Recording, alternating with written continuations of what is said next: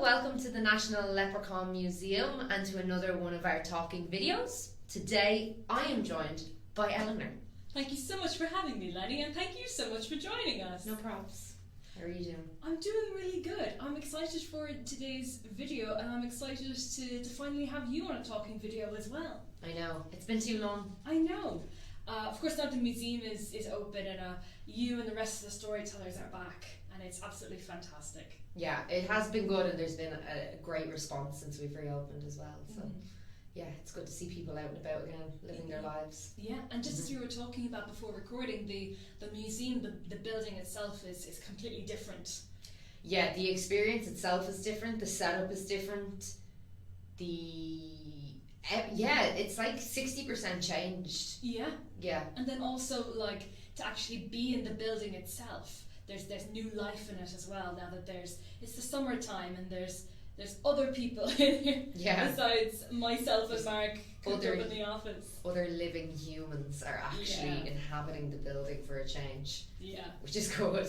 I'm glad. It's really good. Yeah. I'm glad that you're one of those living humans. Oh, me too. Yeah. Good to be alive. On that happy note, will we introduce today's topic? Yes. We're going to be talking about music, dance, and... song. Traditional Irish music, dance and song. There's a lot in it, and a lot of it, and it's something that Ireland is still known for. It's what makes up a lot of Irish culture, and there's not many countries and not many European countries that still have such a strong sense of their indigenous folk music as well. So we're very lucky here in Ireland. There's a number of reasons for that, which we'll get into later. But it's really apt that Lenny's on this video because you have a beautiful singing voice. Thank you, Eleanor. Yes. Eleanor has been telling me this all day. Your version of the Foggy Dew is... a classic! Classic! Not just a classic because it's the Foggy Dew, but it is a classic because I sang it like a classic. Yeah, she did. That's what they say. I don't know who's they, but... The Foggy Dew is a traditional song about the 1960 Easter Rising here in Dublin, and you have a beautiful version of it, Lenny. Thank you. Yeah, too bad they'll never hear it. No, you'll never hear it.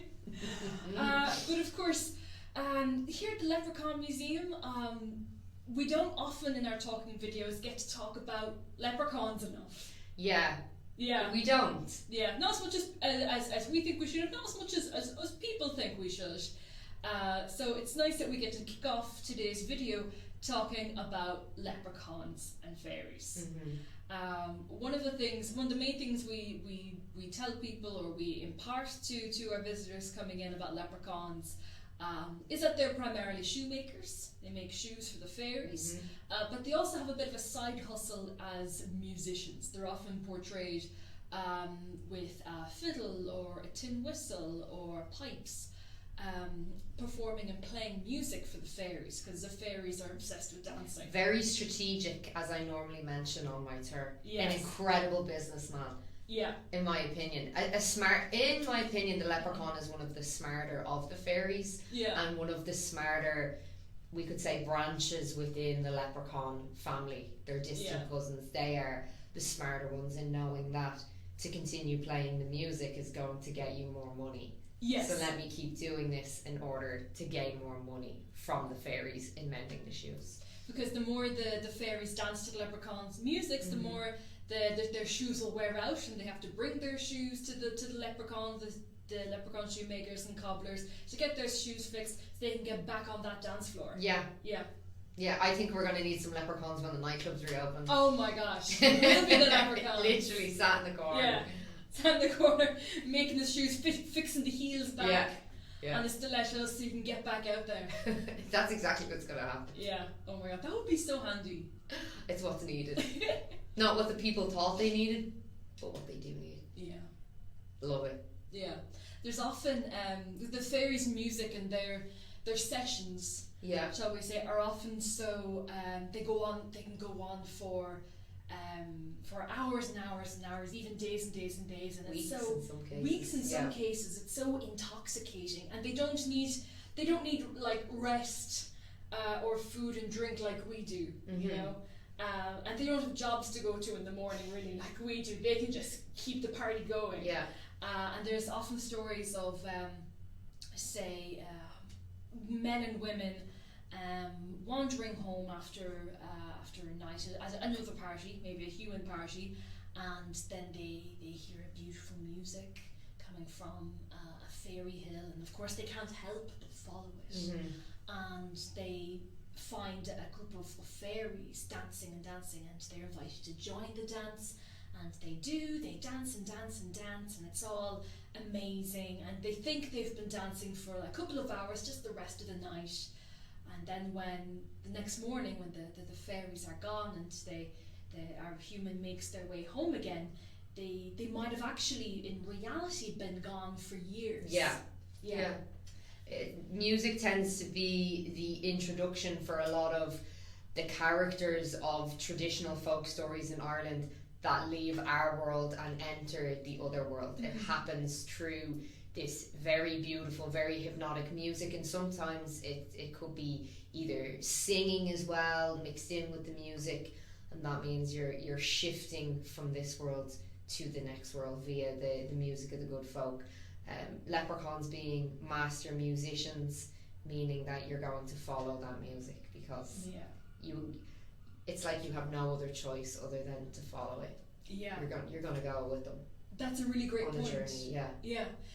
We always, you might say, oh, listening to your favourite music or different kinds of music takes you into another world, but in our folk tales, that's what literally happens. Yeah, it's like when you're on a walk and you put the headphones in, you're walking around, and then you go, I'm after doing 40 minutes and I didn't even notice it. Yeah. That's like times 100 when you go to the other world with the fairies. That's how intoxicating the music is. And there's a lot of leprechaun stories, like a lot of the ones that I would normally speak about, they all highlight music, and they all highlight the leprechaun, specifically playing a fiddle or the uilleann pipes normally, but it could be any trad instrument really in Ireland. There's also stories where the fairies sort of use music and dance as almost a weapon, like the fairy lists, where the fairies have placed a curse on a little girl for disturbing their fairy ring, and her sister goes down to the fairies and begs them to lift this curse, and the fairies say, we will if you can keep up with us for a night. So they have a dance off basically. Luckily, the little girl in question is a great dancer, and she dances the whole night. Whatever new song they throw at her, she's able to pick it up until the sun rises, and the fairies agree to lift the curse as she's danced with them for the whole night. Yeah, it seems to be with the fairies a rite of passage or a rite of respect to them, that if you can dance this dance in our way, in our culture, that you will be deemed, as you say, you will be deemed worthy enough to not have your curse, or to be given, the fairies might part you with some gift or knowledge from their world to your world. So it's not just in normal everyday culture that the music is important. It was important for the folk stories as well, that you will be imparted with some knowledge if you can do some type of fairy dance or sing some type of song or play some type of instrument as well. Yeah, huge social currency. Yeah, massive. Probably more so than any other currency. Like it is more than gold or more money than gold or silver or yeah. anything within the fairies. Specifically, music is their currency, and it's of high value to them, and it's highly respected if you can do this to the level of the fairies, which is quite a high level, you know. Yeah. They're not letting anybody away with it. No, they're not. No, it's not like the X Factor. God, I'd love to see the X Factor of fairies. That would be a really good one. Yeah, and if you don't make it to like judges' houses or whatever, just a trapdoor opens underneath you, and you're stuck in the other world forever or something. Yeah. I bet it'd be pretty savage. It's already savage enough with like Simon Cowell, but yeah, that's true. But yeah. There's also a pretty famous story called The Piper and the Puka, which I really like, which is about a young piper Who only knows one tune? Eleanor, Yeah. should we explain to the people what a puka is? Yeah, First. that is a very good idea. Just in case people start getting confused. Of course, great idea, Lenny. So a puka was a sort of a shapeshifter that could often take the shape of a horse or a donkey or a hound or People a pony. sometimes. People sometimes. I've read a story where a puka often took the body of a snail, and then when it wanted to give people lifts, it would retain the head of the snail and just have the body of a pony. So people I would give up love on that. it. That's amazing. I know. But if you were walking home from a session or a ceilidh or a party one night in the dark, you might be set upon by a puka who would like lift you or knock you up onto its back and take you for a long and tumultuous ride up and down the countryside or even through the sky. And you'd be struggling to hold on to it until when the sun rose, it would basically dump you in front of your house or near enough for you to make your own way home again. And you'd come home stinking of whiskey or whatever, having been gone the whole night, and you'd say to your family or significant other, I'm so sorry, but I was taken away by the puka. Yeah. The puka often wanted, like, they could talk, and they would often just want chats and just want a bit of the crack, you know. I think most of the time they thought that they and the person on their back were having a great time. Yeah.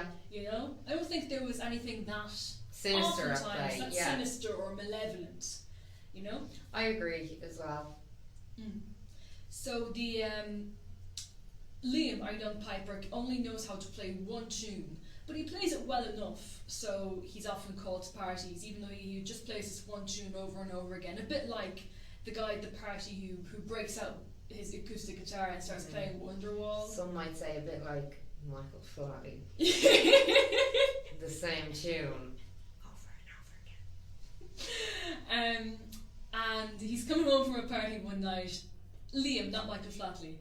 And the puka gets up onto his back and says, you're coming with me up to the top of Croagh Patrick to play for the banshee at her party. So the puka brings Liam to the banshee, and Liam suddenly finds that he can play more than one song. Suddenly with these new pipes the puka has given him, and he plays for these hags, and the hags love it.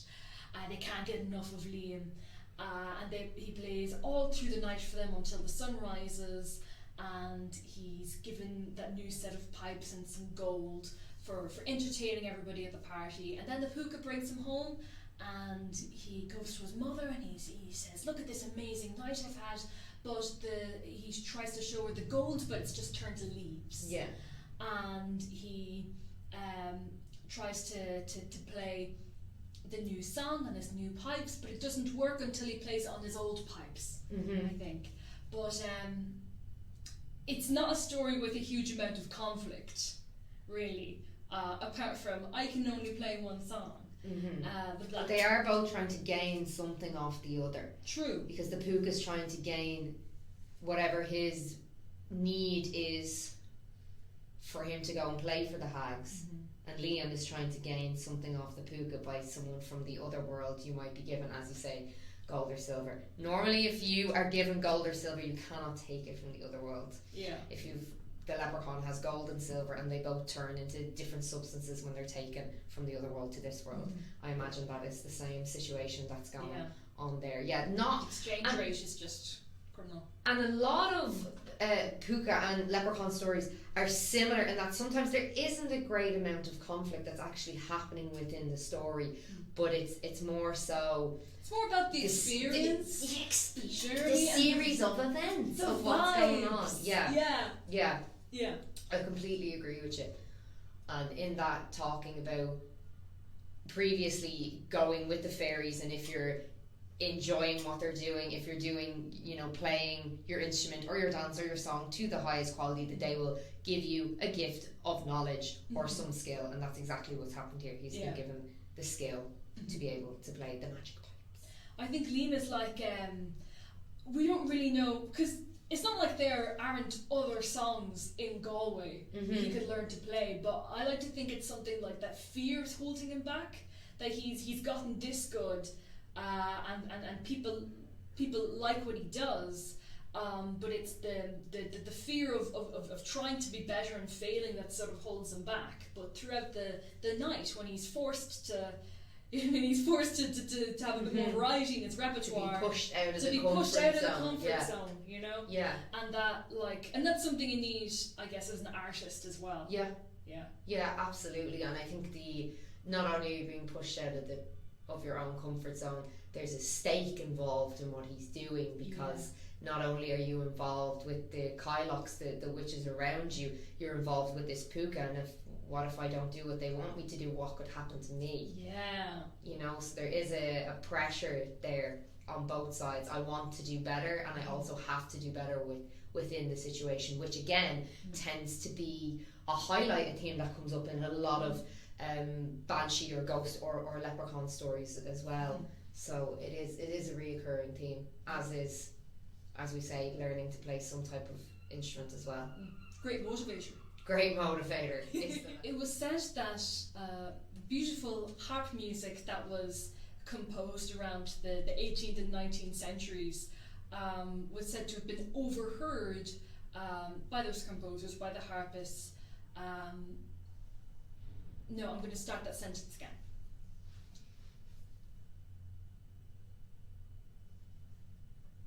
It was said that the beautiful harp music composed around the 18th and 19th centuries by harpists and songwriters wasn't really theirs, but that they overheard it from the Tuatha De Danann playing it.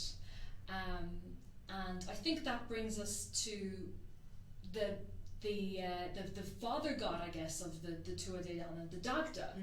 And one of the Dagda's favourite four objects was the Dagda's harp, and on it you could play these three strains, or these three types of music.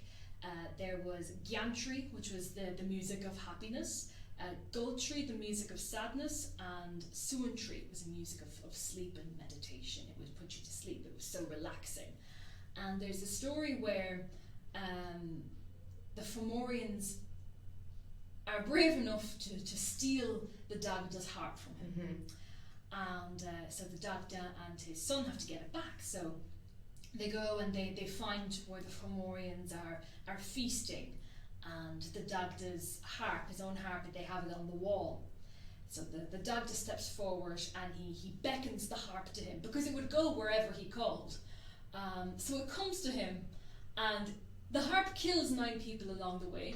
I don't know whether it just knocked into their heads, or maybe it was so fast that it just ripped through them. I'm getting that kind of a vibe when it comes to the Dagda. I'm imagining that it is ripping through the bodies of the 9 people. Yeah, as they're sitting along the table, and he's got his harp in his hand, and then he starts playing the first string, Gyantry, the music of happiness. And they were all set to attack about a few seconds before, but now that he's playing the music of happiness, they all start laughing. They literally can't get up. They're rolling around the floor. They're laughing so hard and having a great time because of this music. And then he starts playing Gultry, the music of sadness, and they all start weeping and crying and beating their fists on the floor. They can't get up still. They can't lift their face from their arms and their hands because they're so pitiful. And then he plays Suantry, the music of sleep and meditation, and it puts them all to sleep, and he's able to make his getaway with his harp. Another story that shows where the 3 strands came from was about the Dagda's own harp player. There was a man called Uthna, and Uthna was married to the river goddess Boan, after whom the river Boyne is named after, and she's giving birth to their first son, and she's having a hard time of it. So he decides he'll play some music on the harp to calm her down, and which always works. Yeah.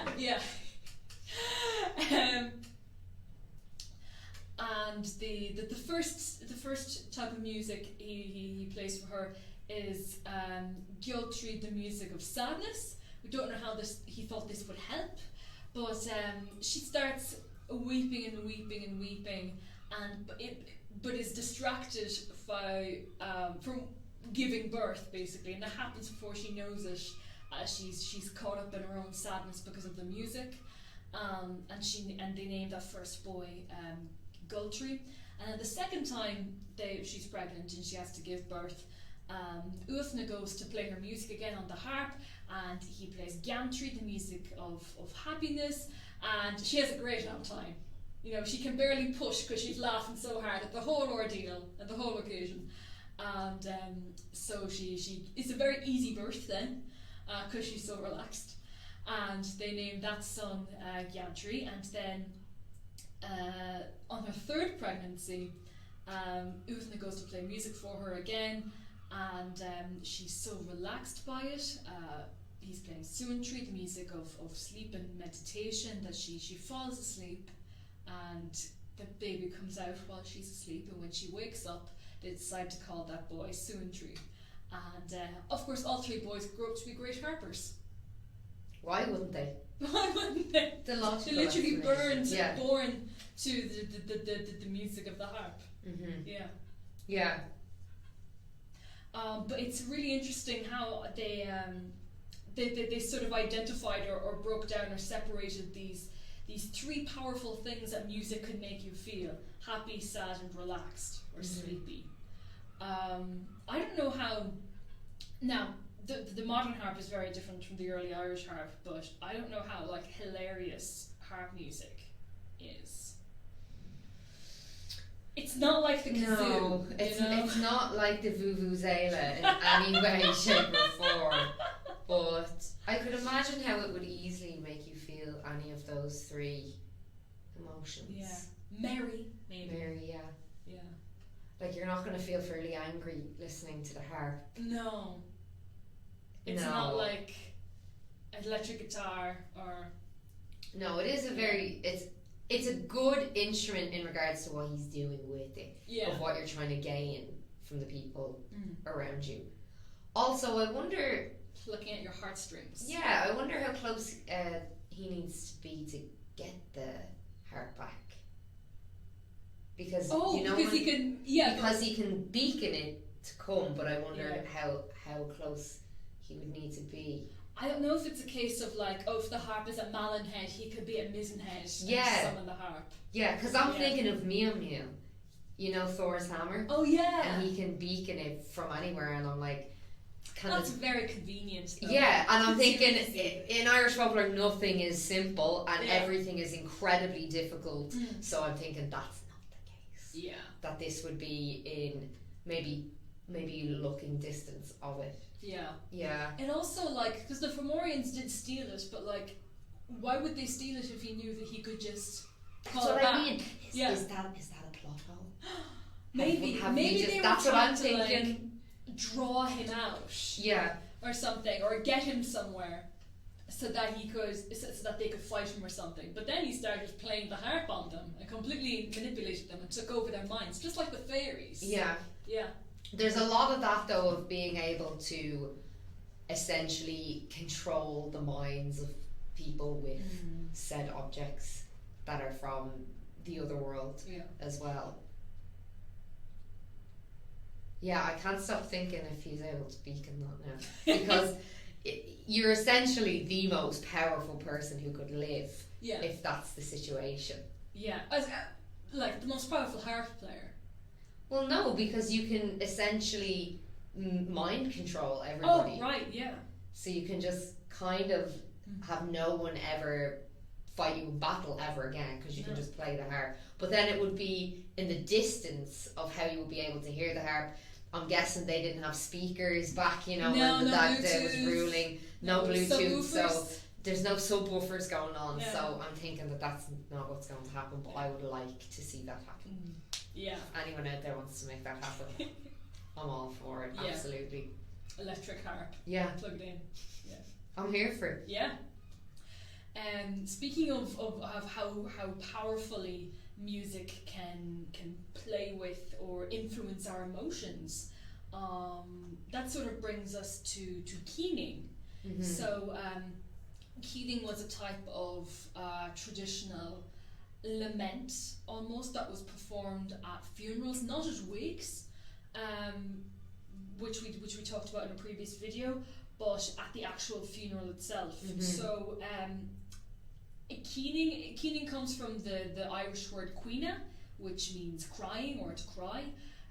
But keening doesn't sound beautiful. Keening, it's quite worrisome. It is kind of puts you on edge really when you hear it. Yeah. But apparently is very, very helpful for the mourning process of the people hearing it, even though it is quite disturbing. Very much like if you ever heard a fox giving birth, because there was one the other day 2 doors down from my house, and I ran out into the street because I thought someone had gotten knocked down, because that's what it sounded like. Very high pitched, almost quite female voice. And it is quite haunting and quite frightening. People don't realise that keening is sorry to just take over from there, Eleanor. But keening is really popular in a lot of countries, not just in Ireland, and they do it a lot of Eastern European countries. And I once had a woman on my tour from India, and she told me that the small village that she was from in India, keening is a rite of passage that they do, and she had been to one of these funerals and witnessed keening, and she said it was the most frightening thing she ever saw. Wow. And this was like maybe a year and a half ago, and she said we still do it in certain parts of the country. That makes sense. In Ireland it sort of began to die out around the 1950s. And I think, a big reason for that was the church. Because I don't think that the church and priests didn't really like, performing a mass, or performing a wake, or performing a funeral, and then having to step back and give way to the pagan rite of I knew we were going to bring up the P word. But because it is very performance based. It's not like a sitting and a crying. It's very much primal. It's primal, and the whole body is engulfed in the movement of what you're doing as well. And I could guess that the priests don't want to let this Irish woman, who would have been quite a low status, a lot of people used to do it because they maybe had a child out of wedlock, all their family is dead, you're doing this for the only way to gain some type of money, or maybe climbing your way back up the social scale in some cases. But I would love to witness it. I've never seen it. I've only heard of other people talk about it. I believe the Irish Traditional Music Archive do have recordings of it that are apparently, again, as you say, really harsh to hear. But even that's not even, those recordings are of like keeners in their homes, like demonstrating it. It's not actually at a funeral. Which is different, and it's a different environment, so it would have a different. Also because keening was sort of whenever it was done, it was unique to the person being buried. So no two, I don't want to say performances, no, or display, but it was, no two were ever the same. And as you say, it was often really harsh and discordant, and often it was like it sounded like what you were feeling as you were burying your loved one. Which is a very Irish thing to do. In general. And it's sort of that's why I think it lasted as long as it lasted. And it's often like, because the Irish funeral, the turnaround time is, compared to like in England, fairly quick. It all sort of happens in a couple of days, unless there's a proper reason why a burial might be delayed. But all of a sudden, we've talked about the wake before on a video, on our rituals and celebrations, but there's a loved one of yours dies, and then suddenly there's a load of people in your house, and they all need to be fed, and they all need tea, and they all want drink and music and dancing, and you have to look after all of them, and then everything is sort of go for a couple of days until you're at the funeral, and the keening woman or women would step forward and begin to wail and sing and lament, and it sort of bursts a bubble almost. Gives you permission to grieve. Yeah. In Victorian times, like the children, the adult children of very, very wealthy families would do this thing called the Grand Tour, where they would basically tour Europe. It's one of the reasons why we have holidays today. And when they came to Ireland, they would be told, oh, when you're in Ireland, make sure to go to a funeral and catch the keening, because it's really unique. Very Lonely Planet, travel influencer, and so I think that's one of the reasons why it died out was that you'd have people coming and viewing as sort of exotic but sort of backwards thing. Yeah. And a lot of people are like, well, I don't want to be backwards. I want to be part of the modern world and move forward, and which we all want, but I guess it's not so. The keening hasn't, in a lot of places, hasn't been lost so much as discarded or put away. But I guess the impulse is there within all of us. Completely agree. Okay. I'm so happy that we're going to talk about Enya right now, because I could do a whole podcast just on Enya. Oh, really? Oh, Eleanor. Obsessed. Class. Did you not notice? No. It makes actually a load of sense now. Why? I cannot even describe how much I love Enya. When I listen to Enya, now this is going to sound wild, I feel connected to Ireland, to the Irish landscape. And I remember driving to the cliffs of Moher, and we had Wild Violet, which is my favourite Enya song, playing, and we were driving through the Irish countryside, and I just was like, in my mind, taken back to pre-famine Ireland and what people would have witnessed and couldn't stop crying in the back of the car. Oh, wow. That is how much Enya has an impact on me when I listen to her.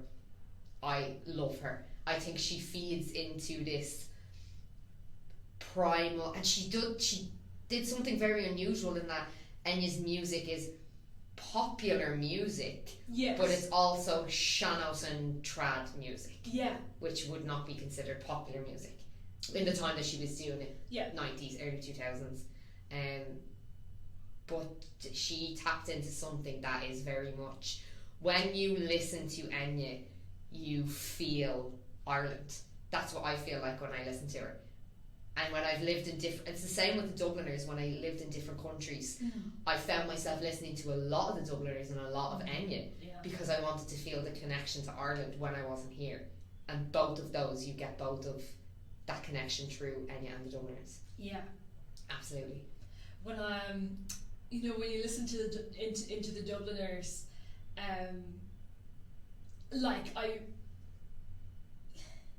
when you listen to the Dubliners, like, in a literal sense, you do feel like you're at a trad session or in a pub, and you're knocking shoulders with other people, and you can smell it. How does Wild Violet go? There's no lyrics. It's like a kind of a mumbling kind of a song. You should listen to it. It's beautiful. I will. Yeah. And I also feel when you're talking about the Dubliners, it's almost like when you listen to one of their songs, it's like an entire film encapsulated into one song, because, like you're saying, you get this vision or this feeling of where you would be. But also I feel like it's very nice to listen to a musician who is from Ireland and sings with an Irish accent. Yeah. Because that's something. Now I know we have Dermot Kennedy, who does that really well, but there hasn't been many who sing, and it's so, you feel like, yes, they're my people and they're singing in this accent that all of my friends and family talk in. But as well as that, you're listening to Irish humour sang by Irish people in an Irish accent with Irish traditional instruments, listening to lyrics about Irish people. Yeah. So that's what I feel like that you get when you listen to the Dubliners. You get a start, middle and end. Yeah. And his voice is just like amazing. Representation is really important, Absolutely. though. To hear Irish voices singing about like things that matter to Irish people or that we can relate to. And the storytelling within the songs. Yes. That's why I think these songs have been around for God knows how many 100 years plus. Yeah. We still connect with them because there's still stories that happen now in present day with Irish people, and I think everyone resonates them. There's no one, you know, who walks around who can't tell you 3 Dubliner songs off the top of their heads. Everybody knows them. And I think that's the reason why representations, especially now, like more than ever, it's so important. Yeah. And I think everybody still listens to them because they get that sense of an all-roundedness of Ireland. We're going deep today, aren't we? No, but this is great. It's so true. Yeah. I think it's so true. Yeah, you just feel connected to a place when you listen to them. Yeah.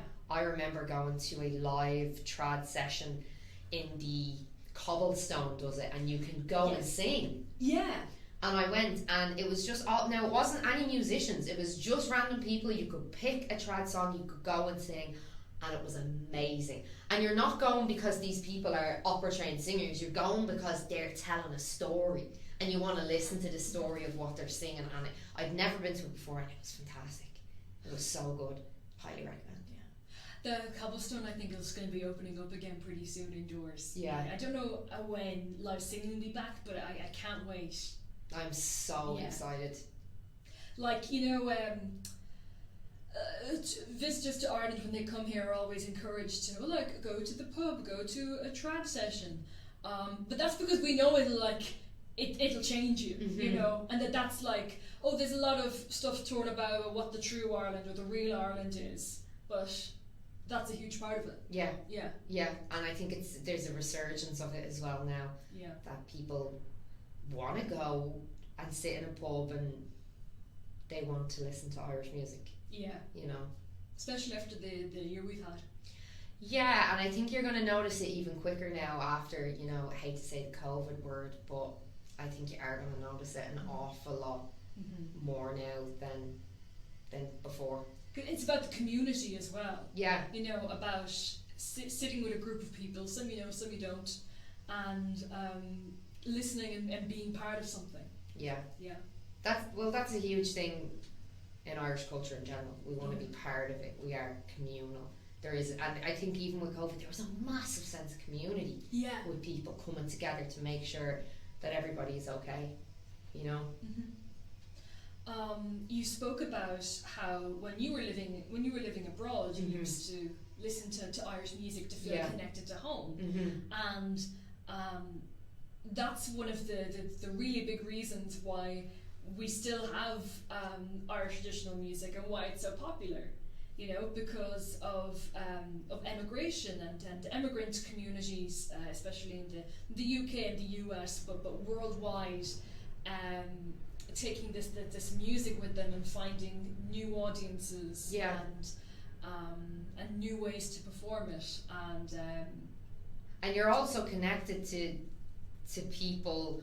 You know, we're talking pre and post famine, because when you have nothing, the story or the song is what you can bring with you. Yeah, it's how you can still remember your loved ones, still remember the place where you're from, even though you can't be there. And I think that's how the connectedness definitely resonates with people still. It's the only thing you can bring. When you and your loved ones back home are singing the same song. Yeah, absolutely. Yeah. I agree. Yeah. So in the, say for example, like in the early 20th century, you know, when or even before that, after the famine, when the Irish went to Liverpool and London and New York and Chicago and Boston and further afield, as you said, they would have brought this music with them, and in their own communities, the music and the storytelling of these songs lived on. And then in the late 19th century, at the turn of the 20th century, the Gaelic League was set up, which was the aim behind the Gaelic League was to bring about a revival of Irish culture and all these different parts of Irish culture, like drama and literature and writing and music and singing and sport. So they had a big hand in trying to preserve and bring about a change in Irish traditional music. And then after we got our independence, there was a huge focus, of the huge mindset was, we're not English anymore, we're Irish, so we want to listen to Irish music and sing Irish songs. And the governments, successive governments at the time, took the church's cue in not allowing any sort of like foreign European or American like jazz music, even if it wasn't jazz, just like jazz music into Irish homes and Irish dance halls, because it would corrupt us, you know. So even like music in the 20s and 30s couldn't be performed or danced to outside of specific licensed venues, and those licenses were only given to people like the priest in each town, and so they controlled what music was playing and what people could dance to, and oftentimes that would just be like traditional Irish music and not something to get too excited about either. Yeah, I didn't know that. Yeah. There's a film called Jimmy's Hall, which is about a true story, I think, about a guy called Jimmy who tries to set up a dance hall in the 30s in the northwest of Ireland, and how he butts heads with the local priest because he's trying to bring like evil music to the town so that people can, you know, have the crack. But Eamon de Valera wanted us all to be like dancing to traditional Irish music at the crossroads. And I guess it's one of the reasons why I guess it endured, but not a fun one. Yeah. Then all throughout the 20th century, people were still emigrating for jobs and opportunities, and because you know there weren't a lot of people young people still left in the country who wanted to go to like the priests' dancing parties in the hall. I mean, it's not sounding like the most eventful or you know, mad crack of evenings. I understand. Yeah, so a lot of then traditional music was driven into the cottage rather than into the public where people could dance in public. So it was only sort of played in the home up until immigrants brought it back.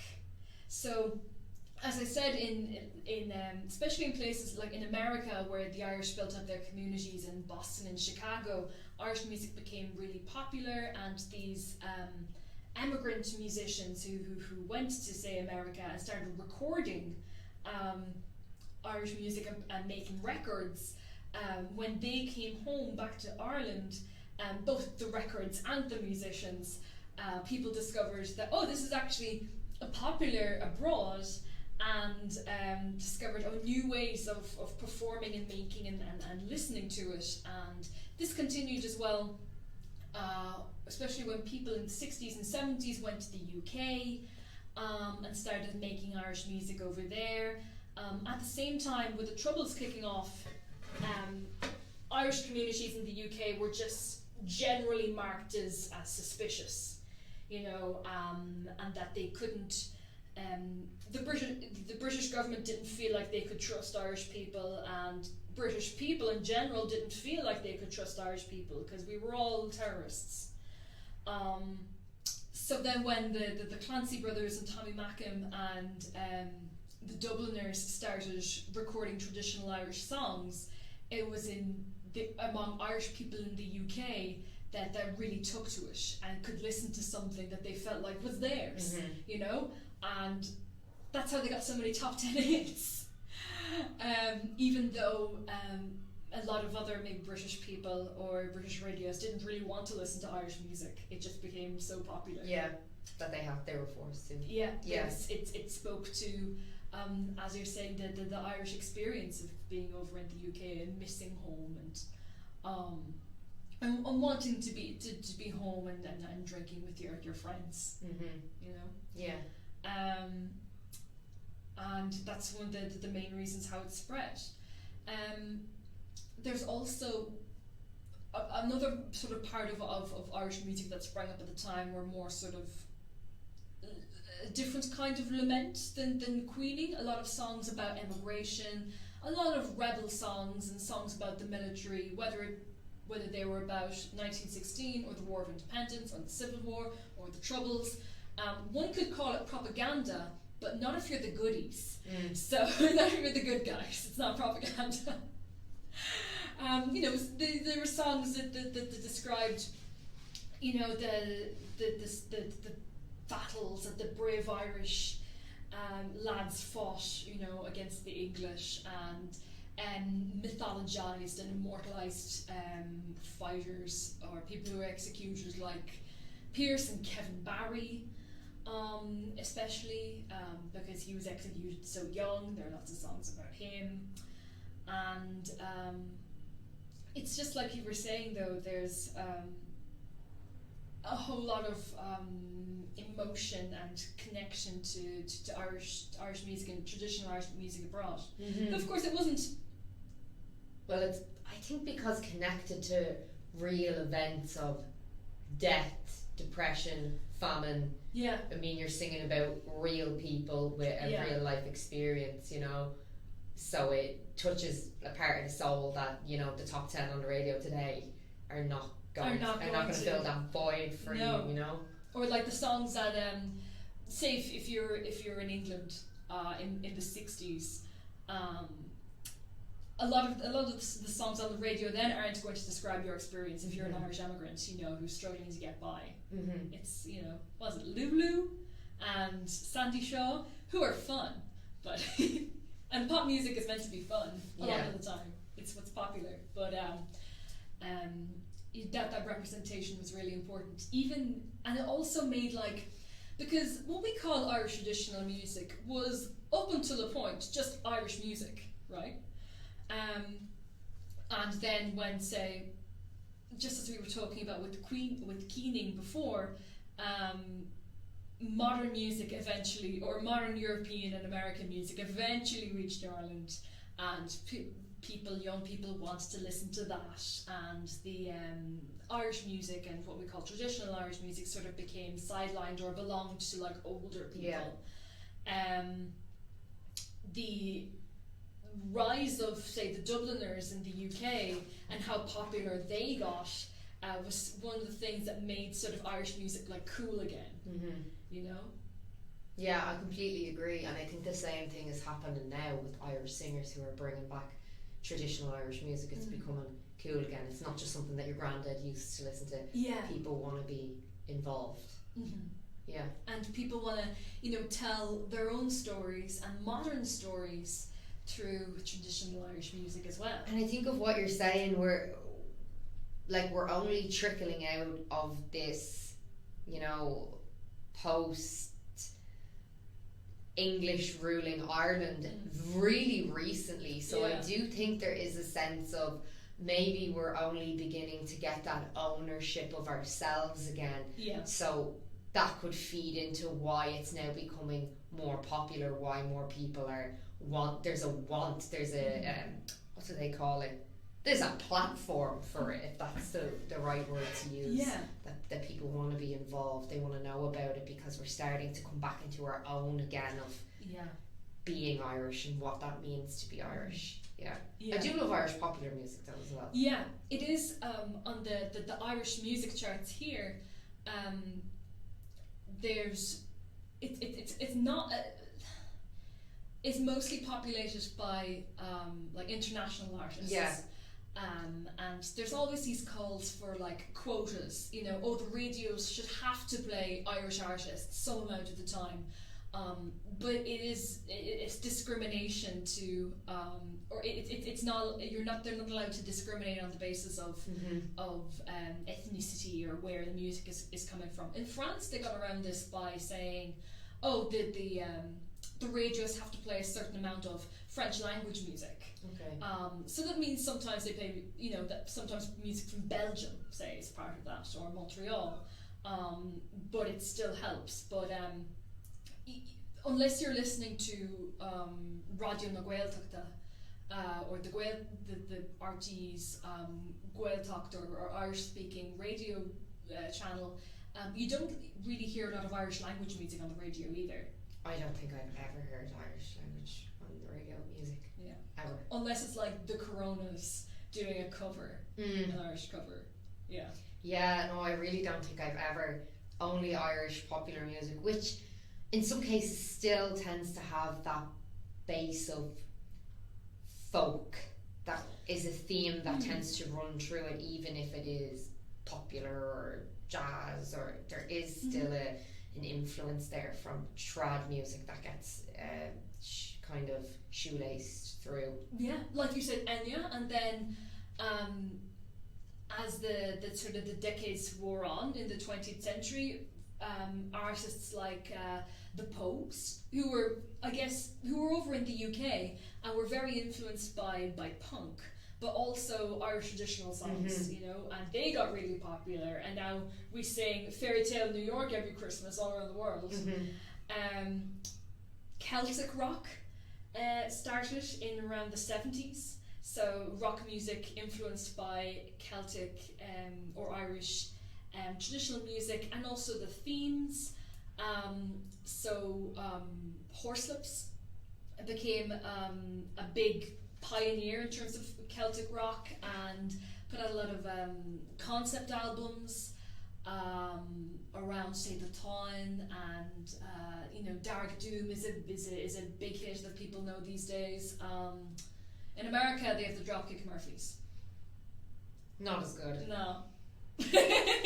But again, that's like that's their own spin on it, you know. That's an American or Irish American perspective on Celtic rock and Irish music, you know. And that's possible. That is possible. Now, I mean, anything's possible, but go for it. For us to seem like we're, you know, not impressed by the Dropkick Murphys. But moving swiftly on. Yeah. Thin Lizzy also was a huge. Sorry, I'm going to do that again.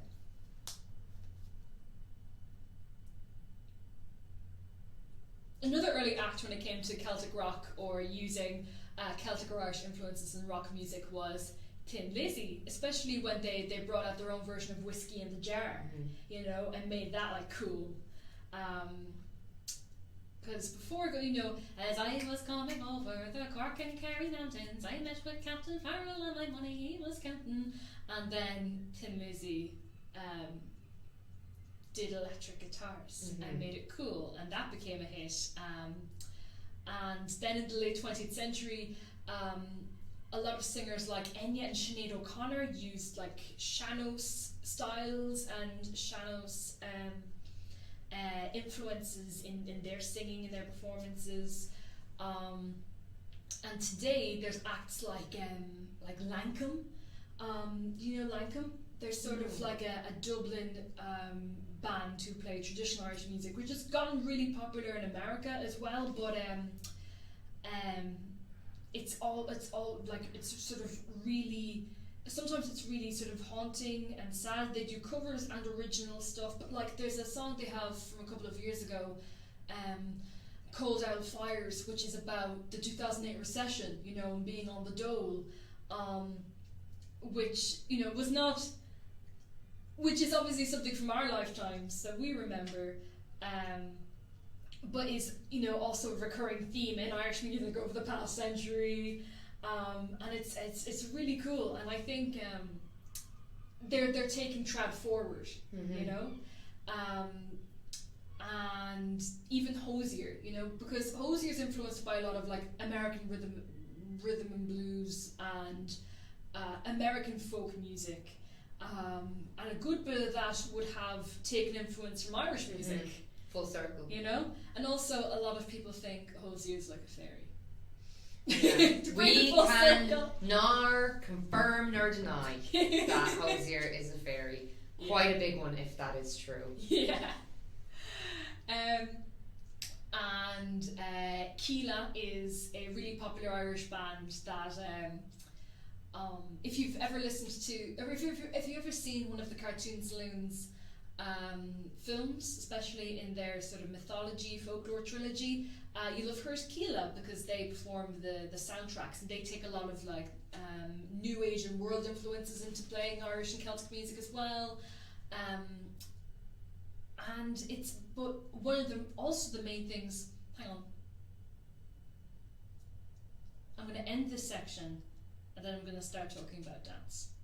So.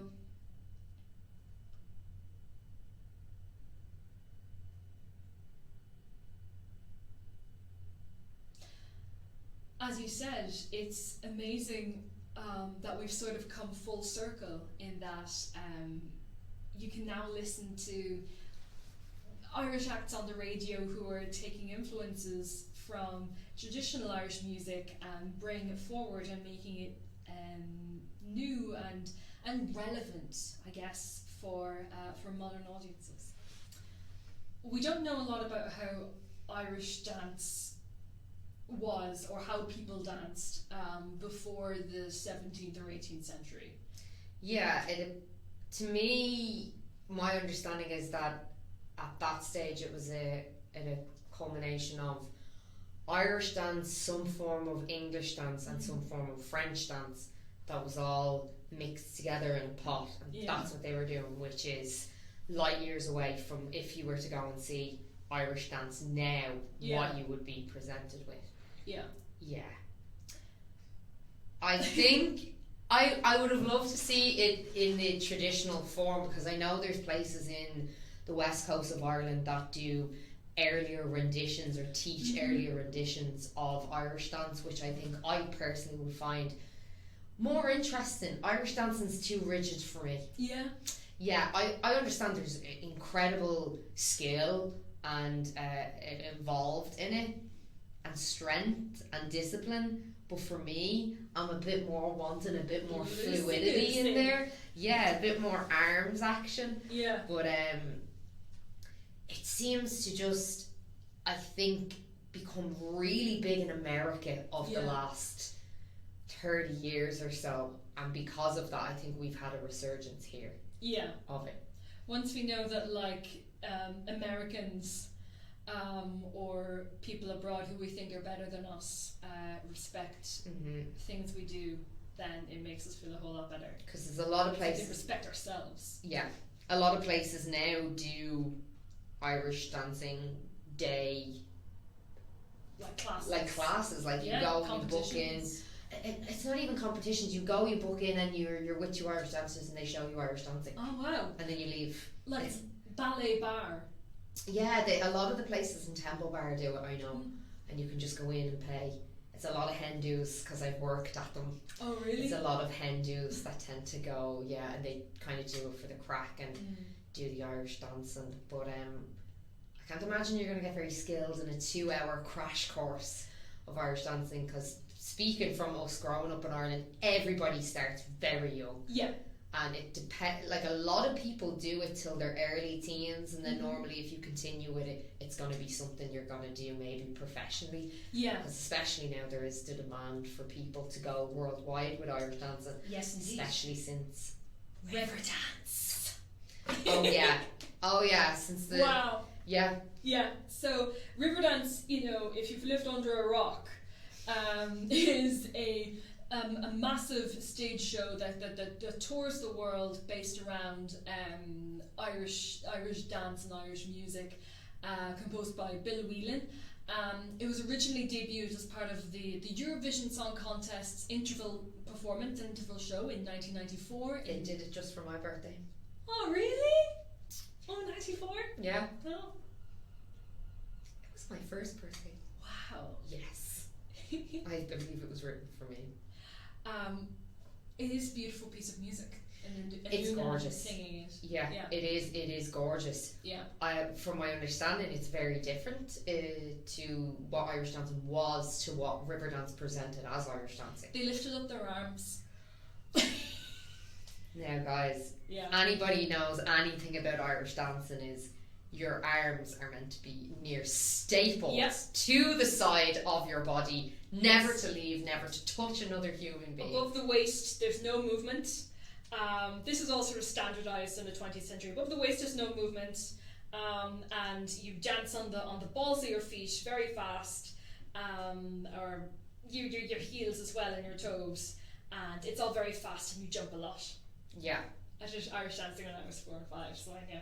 But in Riverdance, they move their arms, and of course we weren't there at the time. But I've in what people said about it at the time was, oh, Riverdance made Irish dancing sexy again. And because it was once sexy before. And it popularised it and made it like beautiful and modern and so on, and also kind of intimidating. And if you haven't seen Riverdance, check it out here on YouTube. It's fantastic, and it'll give you goosebumps. But the single they released, like the music of Riverdance, is a single at the time. It sold over I think 300 million copies, and in Ireland it's the most best-selling Irish single. No, it's the second most Irish best-selling single after Elton John's "Candle in the Wind." I'm gonna have to go to Elton John. It's correct for him to be first. Yeah. It's correct. Yeah, I think that was the special one that came out in 1997. Oh, okay. Yeah. Nice. Yeah. But highly recommend anybody to check out Riverdance if you haven't. Even as someone who's not a major fan, it is spectacular. Yeah. It's so good. It's phenomenal. And the show's been seen by over 25 million people around the world, and it's one of the most successful dance shows or dance productions of all time, and it's one of the main things people abroad think of when they think of Ireland. Yeah. But of course there isn't like it's not the only type of dancing. There's also sean-nós, which we haven't talked about yet. Sean-nós is literally in Irish means old style. There's sean-nós singing and music and dance. And sean-nós dancing is often unaccompanied, so there's no music, and there are oftentimes we've talked about Irish dancing as being very rigid, but sean-nós dancing is often a lot more relaxed. You can hunch the shoulders a bit, and dancing on flat surfaces like on tops of doors on the floor in very small spaces, and it's a bit more free-form. There's a bit more freedom to it. You might like it. I think I would prefer that, and I actually think I've seen it live. I think I have. It's ringing bells in the back of the mind there. Then sean-nós music and singing is sometimes unaccompanied by music, sometimes not, and it's basically a very ornamented style of singing from the Gaeltacht, which are the Irish-speaking regions around Ireland where people live through Irish, and each region of the Gaeltacht actually has its own version of sean-nós, its own sean-nós.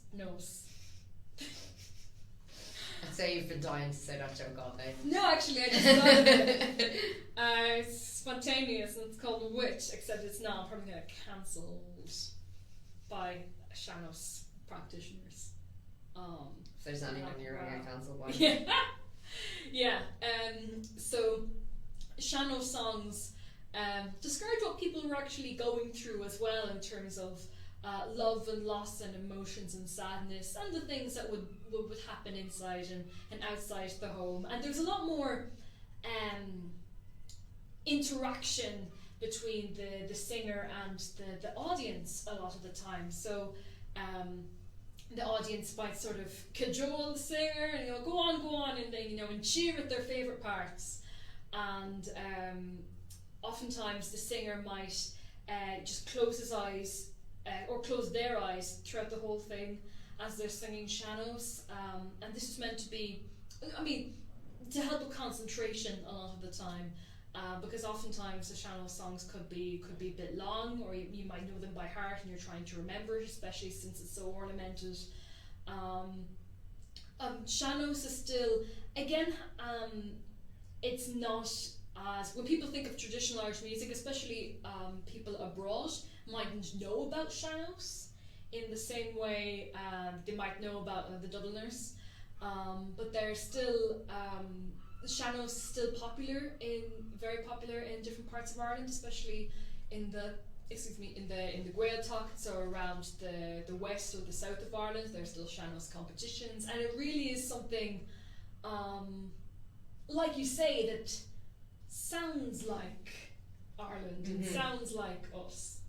Yeah, it's encapsulating like a certain part of Ireland. And when I would think of sean-nós, I would think of the west coast of Ireland.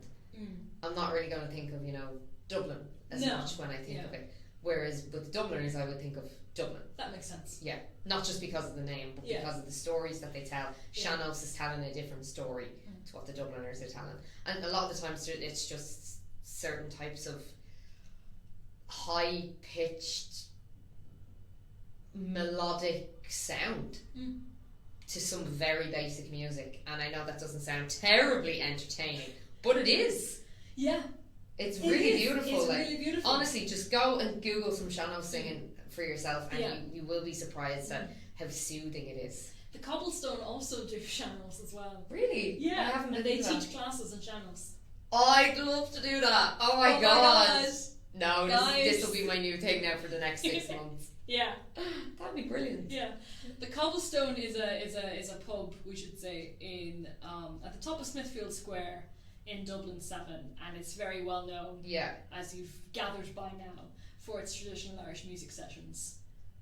And looking like it could be from any time from the last 100 years. Yeah, a lot best of Irish pubs are. Yeah, it's you don't know what kind of time or era you're stepping into, and that's a great thing that the Cobblestone encapsulates. That's why a lot of people like to go, and it's very, very decent pint of Guinness, might I add. But you don't have to be a Riverdance dancer or a sean-nós dancer to be able to do some Irish dancing. The céilí is the Irish word for like a dance, as in where you might go to a disco, you also might go to a céilí for some Irish dancing. And then set dancing is sort of Irish group dancing, where there's specific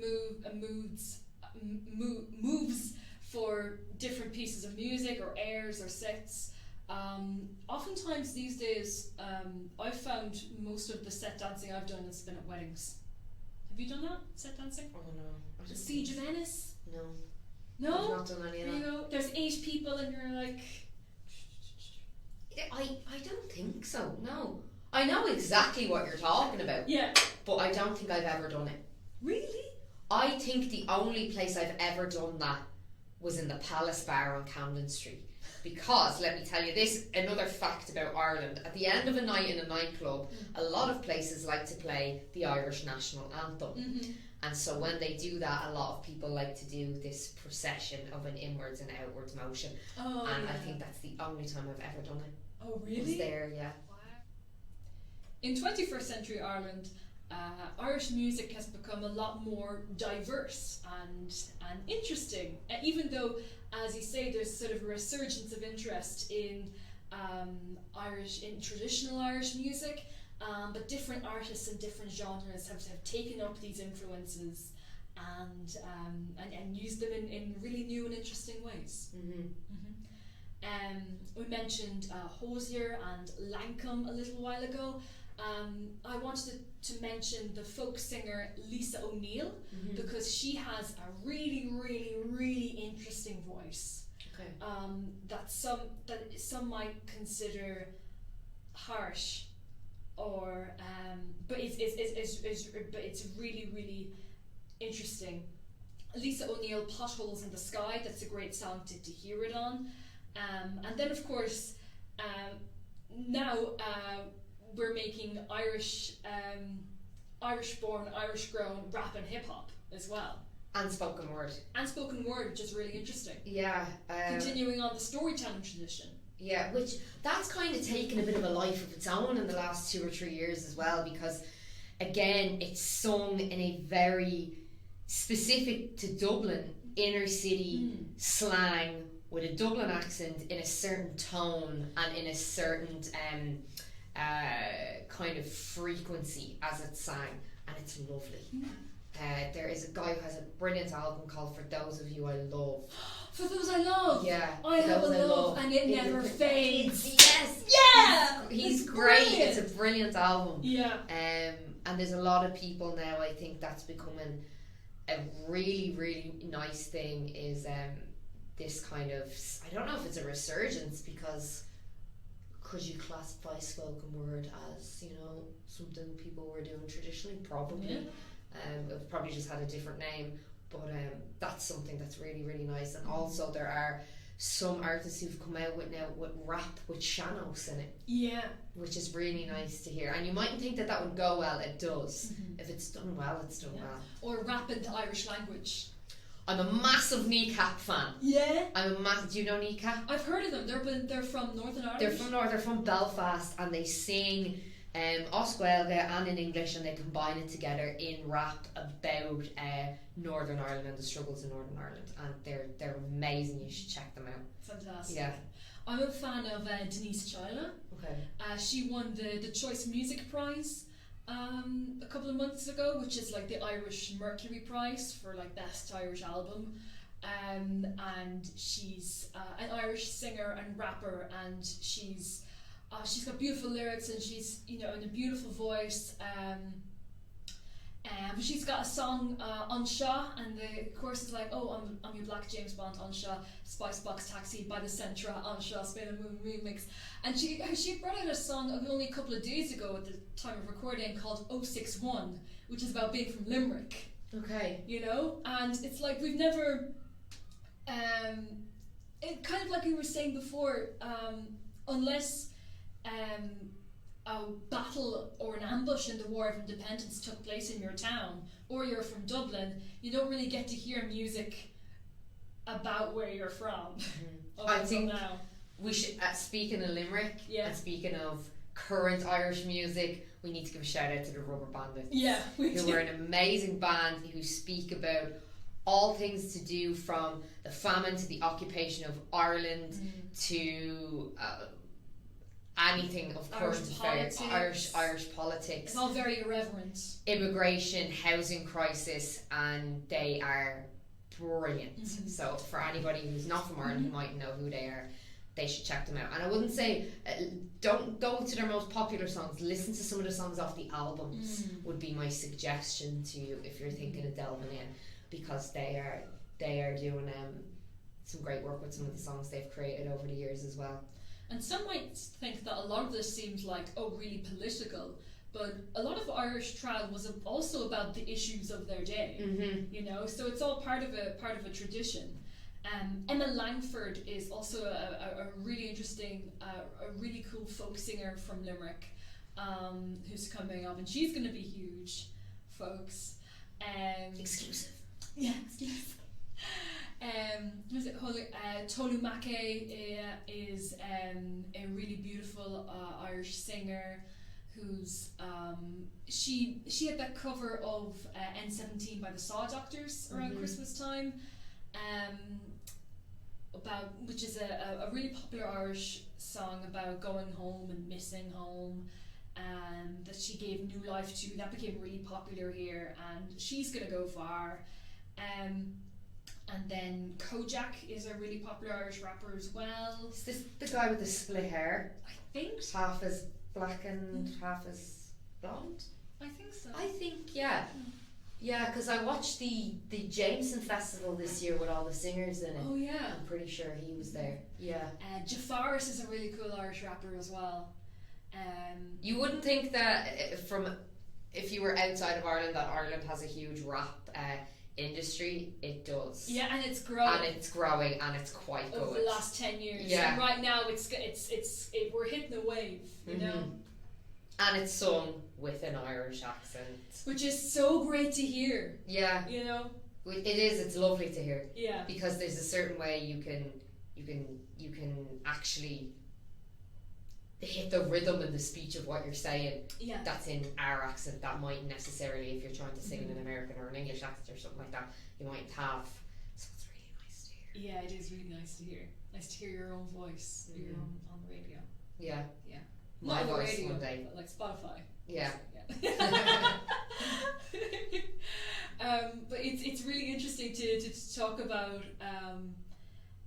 you know, because as I said, Irish traditional music and the Keening or Lament songs were about what people were talking and thinking and feeling in their day at the time, and that's only gonna continue, you know, as Irish people and more Irish people make music about how they're feeling, and the Ireland of today and the Ireland of the future, and what we hope the Ireland of the future is going to be. And it's really exciting. It's a really exciting time for Irish music. For Irish arts in general, across the board, it's a very exciting time. A lot of change, a lot of new perspective on what things can be in the future. I'm excited. Are you excited? I'm really excited. So please do check out some of the artists that we've mentioned or described here in this video, and thank you so much for joining us.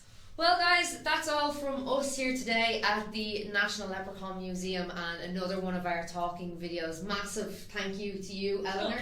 Thank you very much. Well, thank you so much, Lenny. It's been so much fun doing this with you today. And guys, you can check this out on our YouTube channel. If you like it, share it with a friend, subscribe, comment, word of mouth, all of the good stuff, and we will most definitely be seeing you on the next one. Yes, indeed. Goodbye.